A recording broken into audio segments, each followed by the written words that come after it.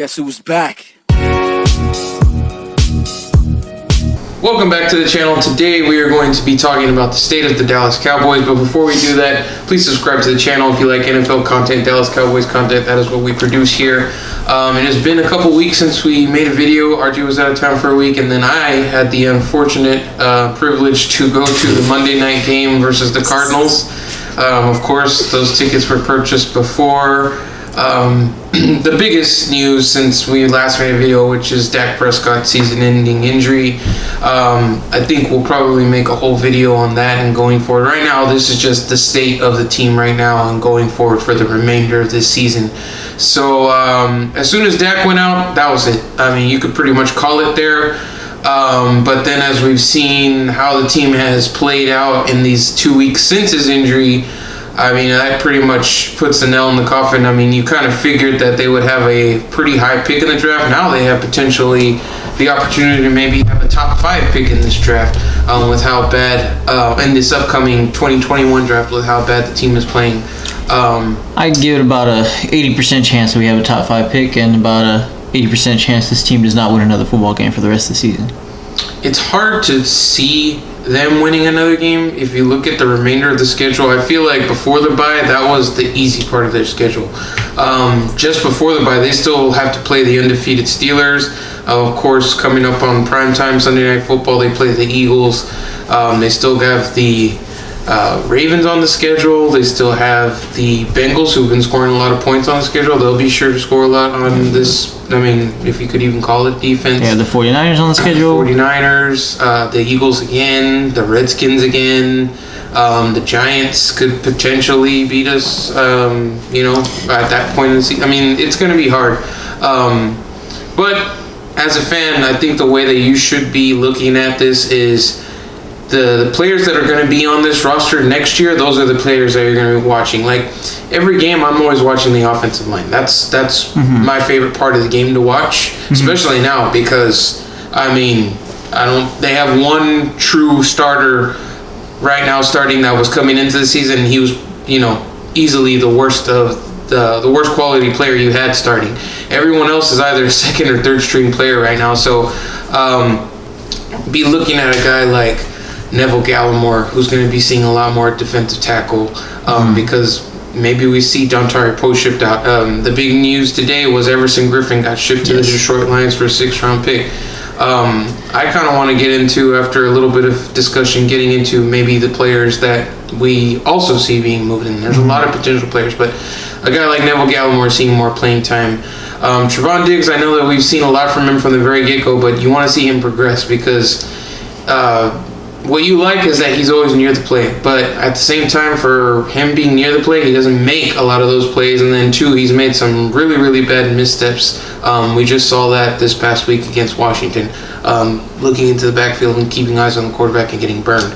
But there's quite a few players that, I mean, Brandon Knight, whenever he comes back, I'm going to be interested in watching him. Connor McGovern, who started at right guard this past week, he got his first start. I'm going to be watching him a lot. Yeah, there's a lot of conversations right now that are to be had, that are hopefully being had, that are tough conversations, but they need to be talked about. And this season's over. There's players right now are practically just playing for their jobs next year, whether that be here or somewhere else. And I think the biggest thing you want to look forward to as a Cowboys fan this season is you'll find out quickly the young guys, especially shipping off Griffin, that opens up room for Gregory and I to go ahead and get playing snaps, and there should be plenty of opportunity down the rest of the way for young guys to go ahead and get playing time, and that should give you a sense of where your roster is at the end of this year, if whatever you feel good about. Another couple guys, Donovan Wilson, who's already been seeing a lot more playing time, which is really good to see. Of course, the progression of, I think we already saw what the peak of CeeDee Lamb can be in this offense whenever Dak was on there. I don't think you can expect to see the highlights that were before with a quality quarterback, because right now we're on our third string quarterback who's a rookie as well, 7th rounder. But I mean, those are some young players that are going to be seeing a lot of playing time. Reggie Robinson at corner, he's a guy that I want to see get involved more, because luckily Darryl Worley hasn't been playing much, and because he's had some terrible snaps on his defense. Played 2 snaps last week. So hopefully Robinson gets more involved. But on the other hand, you also have veterans that are in their final years of their contract that I think in a perfect world, you offload them before, because I don't know how many of them are actually going to be coming back. The 3 names that stick out to me are all in the secondary. Yeah. Chidobe Awuzie, who hasn't come back from injury yet, Xavier Woods at safety, and Jordan Lewis. Yeah. Those are the 3. Jordan Lewis, up and down. For every great highlight he has, there's a low light to go with it. Cheeto, he's another guy. He's always right there, but he's not always quite making the play. That was kind of his MO coming into this season, and then this season he hasn't really seen much because he's been injured. And then Xavier Woods has probably been the most consistent of the 3, but he hasn't really elevated his play from some of the highlights we saw in his rookie year. I mean, I think, honestly, he had some of his bigger plays his rookie year, but he hasn't really taken that next step. Every year we think he's going to take that next step. So if I had to choose, I think I'd go ahead and rock with Cheeto, just because he's showing flashes and ability, and finding a really, I guess you could say, a decent, good third cornerback is hard. Is hard in the NFL as far as depth wise goes. As far as safety wise goes, we've seen this team not address it in the past years, which has been their own downfall and their mistake now, as you're seeing this year. But I think you'd get better value if you go ahead and let a guy, maybe try to unload a guy like Xavier.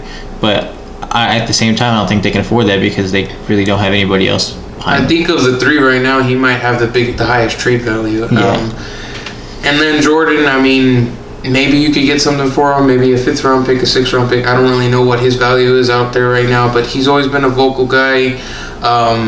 We were talking before, whenever Jane Slater's report came out about players talking, bashing coaches and things like that. Jordan was one of the first players that I thought of could be one of the talkers. Yeah. It's just because he is a vocal player. So the Cowboys got to make a decision quickly before the trade deadline. Are any of these guys going to be worth keeping around for the remainder of the season? Because if you keep them for the remainder of the season, that means you're going to want to extend them. Because after the season's done, that's it. They're free agents, all 3 of them. So if you keep them past the trade deadline, then you likely would want to extend these players. That's the secondary. The other big name is Aldon Smith, and he's been playing really great. I would like to extend him. Then you can have a solid rotation of DeMarcus Lawrence, who hopefully is healthy, maybe next year, fully healthy. Randy Gregory will be here again next year, and then you can have Aldon Smith. I don't know what his price is going to be. I don't know how much he values being a Dallas Cowboy, but that's been the way they've kind of gotten players on deals in the past. We'll see how much he really likes Jim Tomsula, going forward, but that connection there. But he's another guy that, if you can get him and extend him, that's the guy, of all those 4 players, he's the guy that I want to extend the most. But there's going to be a lot of turnover going into 2021 on the defensive side of the ball, which, if you look at it, that's not a very good side of the ball. But next year, with all the young players that are going to be starting for this team, players in their second year, and then hopefully rookies that they draft, it may not be the best defense. It may not be much better than it is right now. I think it will be better, but you'll have a lot of players that are new into this system, that are away from the Jason Garrett era, no longer involved with that, and that will be, exactly as RJ said, hopefully buying into what Mike McCarthy and his staff will be teaching. I don't know how I feel about Mike Nolan right now. It's very tough with the offseason. Yeah, it is very tough, because, listen, guys, the main thing last year was, besides Byron, this team wasn't good enough to run a one-scheme defense. So it's almost as saying, like, you're making it's easier to prepare for by making the review for the test, easy, but the test when he goes out there is actually hard. This time, you're making the test review pretty hard to prepare for, as far as what your responsibility is and in the scheme wise goes and stuff. But if you study and you're in the right place and you do the right things, it makes it easier. It makes it easier on the player. The main thing is, what I've seen is, people want to blame the coach and stuff, but if one guy could just do his job, then it's pretty much fine. And not to single somebody out, but like they've said, I've seen them say, and obviously from on film, guys, Jalen does not look like a starting caliber. Like he should even be playing in the NFL. And there's guys, like we said, like Worley and stuff, who haven't even played anymore. There's guys that should have never even been playing a snap down in the NFL as far on the Cowboy side of the defensive ball. Mentioning Jalen, that kind of ties into one of the last two pieces that I want to bring up, but just quickly on Jalen, to tie into with something that you said almost immediately earlier in the season, whenever you started seeing the struggles of the defense. One of the first things you heard from Jalen in his press conference is that we gotta dumb it down. Simplify the defense. And I mean, the whole thing we wanted coming into this defense, the change was to be more diverse in the scheme, to go out there and try and trick offenses. Because last year, whenever they played the Jets, Sam Darnold said, well, they go out and they do the same thing. Exactly. So we wanted to see something different.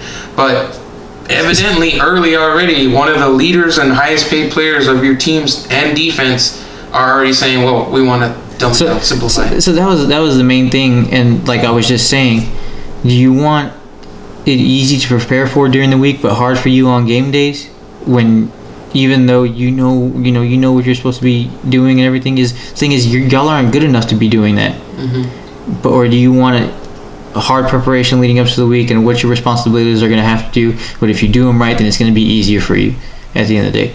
And Jalen, I really feel like didn't have any right to say anything at all, especially when you're out there missing tackles and stuff. Then if you just do that, then hell, it makes it easier on everybody. And I don't want to hear this crap that there's it's too hard or whatever. Maybe I feel like Nolan has said, though, he's compromised a little bit as far as what we've heard is him saying that we dumbed down the verbiage a little bit, we made things a little easier heading into this week and stuff. Guys, there's guys at Alabama that run a quarters coverage zone with man principles that are extremely hard, and if you bust coverage, you bust coverage, and they're over there taking 12 to 15 hour courses and going to college. So don't tell me that you can't learn the scheme or whatever when it's your livelihood. I mean, it's going to take some time to figure out the roles and the positions for these players. So, saying that, on one hand, I'm in favor of the coaches right now, but Mike Nolan, and then the bigger picture, Mike McCarthy, we do have to see some improvement from this team as the season goes on. We don't expect them to win many more games, but you still have to see slight improvement.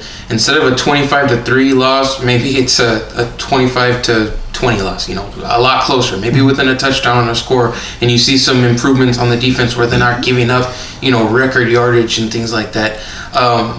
And really, hopefully, you see a big improvement from the veterans that are on this team, which goes into Jalen Smith, and the other guy that I want to mention that everyone's talking about is Ezekiel Elliott.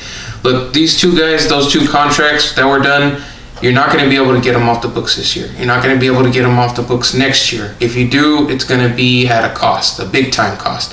The earliest that you can realistically get them off the books is after the 2021 season. So keep that in mind whenever you're talking with fans and they say, if it were as easy as that, then heck yeah, I would be all in on it. If it were just easy to get it off the books, but it's not. They leverage their future on a couple of guys. And because of that, they're going to have to ride this train and figure it out. Hell, if it were up to us, both of those players would have never gotten the contracts. Zeke wouldn't have gotten the contract. No. Jalen, I don't know why they visited it so early. I mean, it just ties into the bigger picture of Jerry and Stephen Jones are not good deal makers. They think they're good deal makers, but they're absolutely terrible. Just because you own a football team does not qualify you as a football decision maker. And since Jerry basically took over after Jimmy Johnson leaving. It's been a series of unfortunate events and bad deals and making mistakes, and it's like they're trying slowly to learn from their mistakes, but at the end of the day, it's been 23 or 24 years since they've won anything of significance, so something's got to give. So like I said about Zeke and Jalen, they're probably not going to get off the books unless you're going to find somebody a la the Texans and Bill O'Brien to take on. I mean, there's not that many suckers out there. He might have been the only sucker. So I don't think they're getting off the books anytime soon unless you're willing to take a big cap hit, and they can't really afford that right now. As it is, I believe they have $23 million in cap space going into 2021, which is actually pretty good. Yeah, that's pretty given good. Dak's going to take up probably another $10 million of that. That gives you 13. You need about 3 to sign all your rookies, so that leaves you with around 10. But like I said before, there's going to be a lot of players leaving, so you're going to need some money to re-up get some veterans here and there. Hopefully make some smart deals. But I think the biggest thing here is that you want to see slight improvements from the defense for sure. Offensively, I don't know how much they're going to improve. I mean, you need a quarterback. The quarterback makes you go. Right now, they're in their third string rookie. I always said, like, Dalton is what he is. He is I mean, you look at the numbers. Not the career touchdown interception wise goes, but his expected points added and everything, and what he brings to a football team. He is what he is. I'd rather just go ahead and have a rookie out there that hopefully could just realize that, hey, I have nothing to lose. And these guys, CD, Gallup, and Amari, have been starving for the past 2 weeks, and just try to get them the ball in every way. If you throw, you know what, dude? If you go out there and you throw 5 interceptions on Sunday Night Football, I really don't care. I really don't care. Just as long as you're at least just attempting balls downfield. Attempting balls downfield to your best abilities, and I hope DiNucci can. You're not going to gain anything from starting a veteran in Andy Dalton. Yeah. You know what he is. You know what he's going to provide, and I mean the man cannot read a blitz. No progression. No type of. I mean, the one thing that I've always seen him so comfortable was just throwing to Amari so far on a 5-yard out or whatever it is. Basically a timing route to only one player, one receiver throughout the whole entire court. Yeah. So that is pretty much the state of the Cowboys. I think there's a whole bigger discussion that we'll do in a bigger video centering around Dak Prescott and going into the new year. Basically roster rebuild and Dak Prescott, Yeah. Is this roster going to be rebuilt around Dak, or are you going to completely go in a different direction if you're early in the draft? That's really what is going to be asked of the Cowboys going into the season, because they're probably going to have, I would say, they're going to have a top 10 pick. Top 5, I don't know. We'll see. Maybe they surprise us and win 5 games. I don't know. Not likely, but you never know. I think they have picks 3, 2, 6 and give them about a 20% chance to win one more game for the rest of the season. So we'll see it's a long season. We're barely at the halfway point. We will see what happens. But we appreciate you watching this video. If you're a Cowboys fan, hang in there. Right as it stands right now, we still have a really good quarterback, and he should be coming back healthy. And if we don't have a really good quarterback in Dak, then maybe we'll have a good rookie quarterback. I don't know. Hopefully not, but we appreciate you watching the video. Please subscribe to the channel if you like NFL and Dallas Cowboys content. We'll see you next time. Go Ravens. Yo, I ain't here for the money, I ain't here for the fame. Though it might be nice to own a jet plane, I'ma do it all for you. Come along and see it's true, but the world is pretty cold. You might